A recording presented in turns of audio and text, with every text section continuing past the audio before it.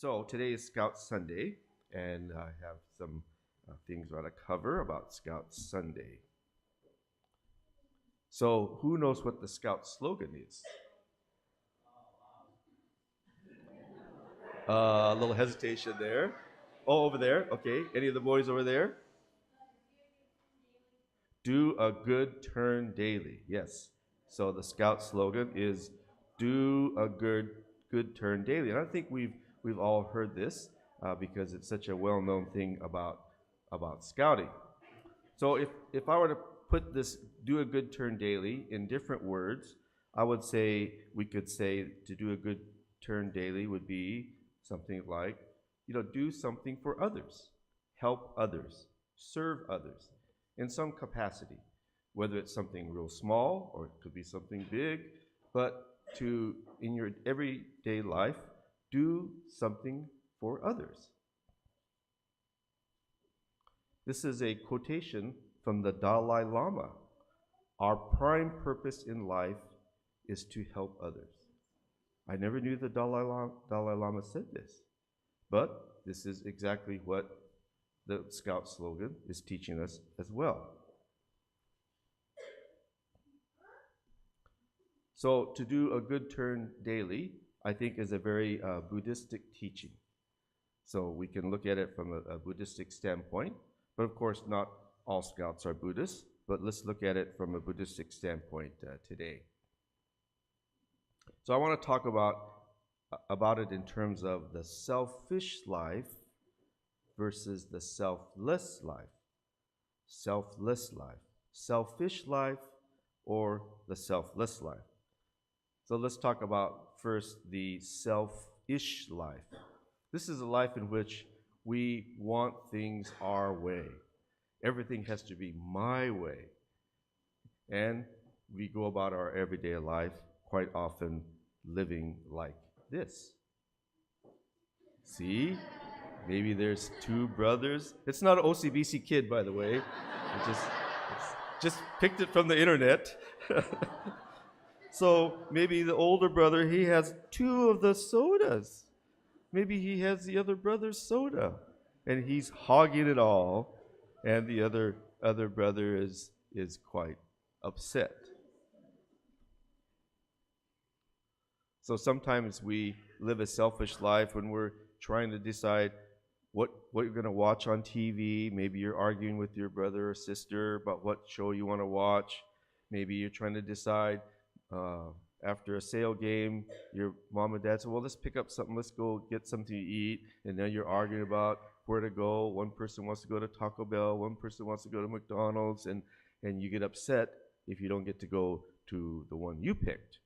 Or maybe you're going to go to a movie, and you want to go to a certain movie, but your brother or sister wants to go to a different movie, or your parents want to go to a different movie. So it's hard to decide when everyone wants things their way. Sometimes we have selfish person in sports. So the selfish player in sports, especially in basketball, is someone who's kind of a ball hog, never passes the ball. As soon as he gets the ball, he or she gets the ball, shoots it, never passes to the rest of their teammates. So that person is really not a team player. And I think we find that basketball teams that have a lot of ball hogs don't really succeed too well as a team. If you have a team with all team players, then you're going to have a very successful team. And I think this is to me, one of the top players in the NBA, and he's also a very selfless player, Steph Curry. Look at this pass, no look pass. He's looking this way, and he's passing that way. See, so Magic Johnson used to be great at this. So of course Steph Curry can shoot and he can score, but he's also a key person on his team because he can pass and because he's really the kind of a leader and driving force of his team.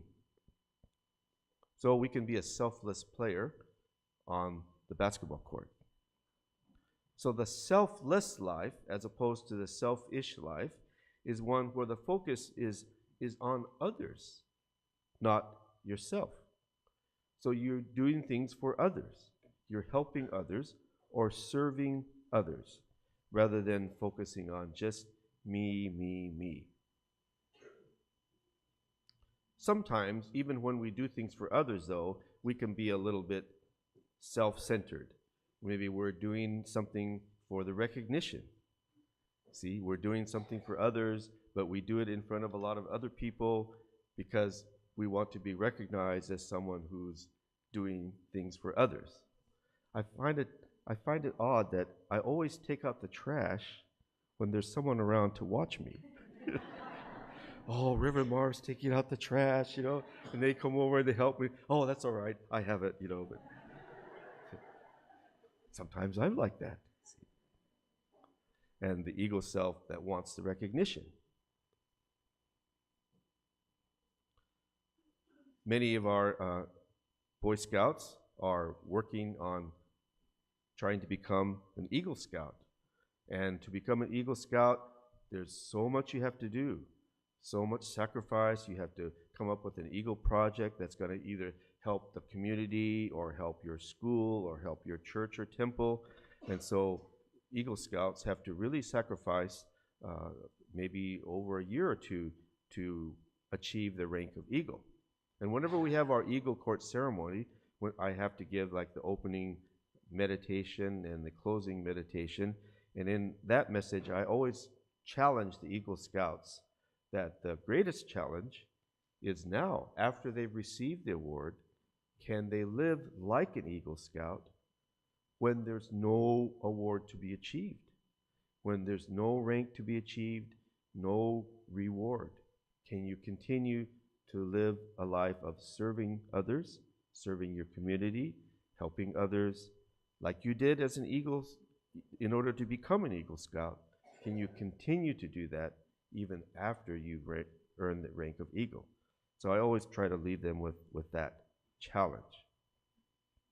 But by doing things for others, by serving others, we move from the selfish life to the selfless life very naturally, without even trying, just very naturally. And this is the whole focus of Buddhism, is to go from the selfish life to the selfless life. And various traditions of Buddhism have all kinds of methods to achieve this. Some schools of Buddhism, you have to meditate hours and hours a day. Some have amazingly difficult practices of meditation. There's one Tibetan Buddhist practice where a monk has to sit on a block of ice and see how much ice that monk can melt through their power of meditation. Imagine sitting in the freezing cold on this block of ice. And the whole object is to try to crush the ego self, to open up the selfless self. But it's hard to do. It's really hard to do through meditation.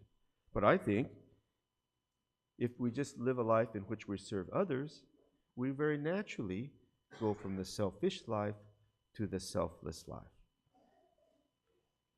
So anyone in any occupation, in any age, you can live the selfless life. For example, a school teacher who lives really to teach. You're living for the students that you're teaching.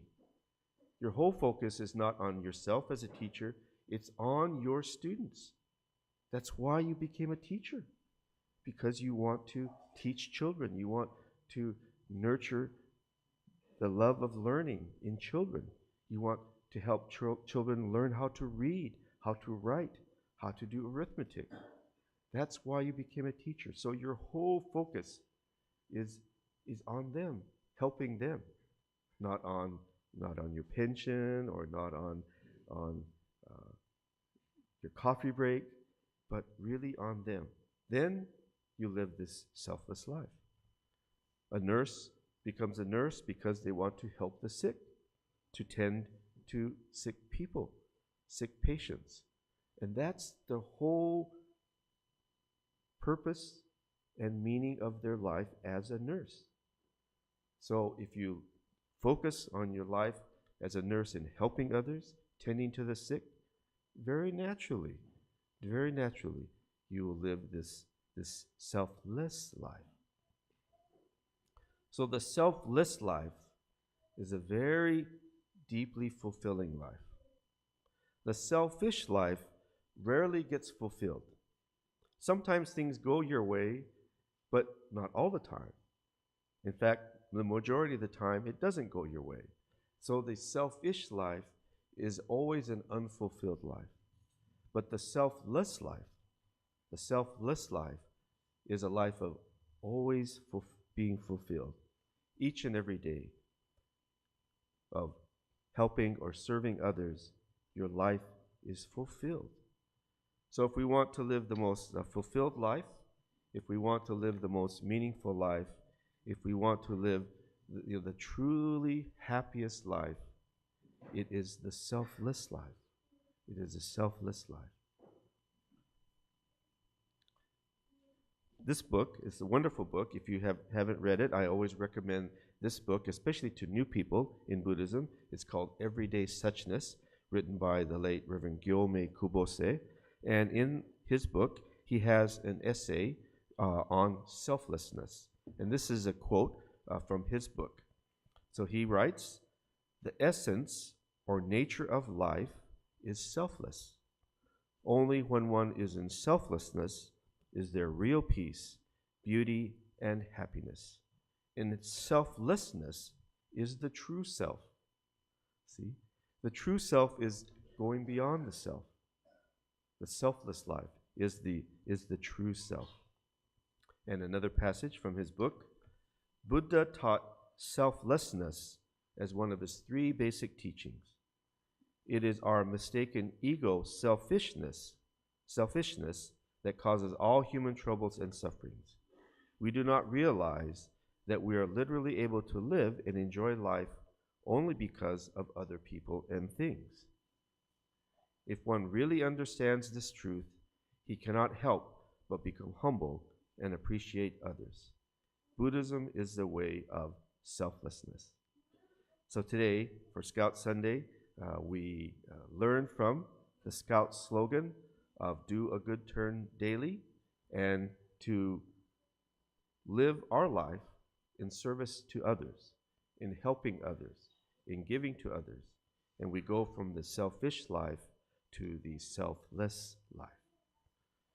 Namandavats, namandavats, namandavats, namandavats, namandavats.